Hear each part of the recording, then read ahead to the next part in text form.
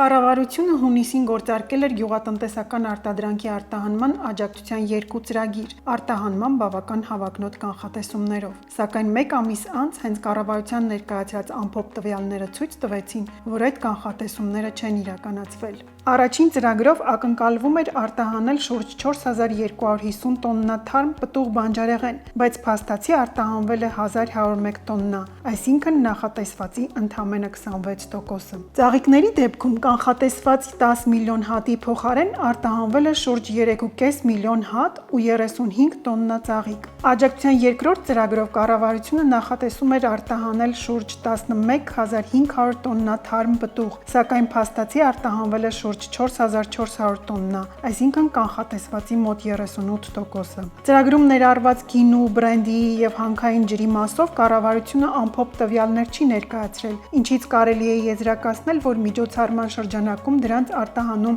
չի արձանագրվել։ Հատկանշական է, որ հունիսի ընթացքում էկոնոմիկայի նախարար Գևորգ Պապոյանը պարբերաբար խոսում էր արտահանման դրական դինամիկայի մասին ու ներկայացնում տարբեր օրերին գրանցված արտահանման ցուցանիշներ։ Մինչդեռ վերջնական պաշտոնական տվյալները ցույց տվեցին, որ կառավարության հունիսյան արտահանման աջակցության 2 ծրագրերի դեպքում էլ փաստացի արտահանման ծավալները զգալիորեն զիջել են, նախապես ներկայացված կանխատեսումներին։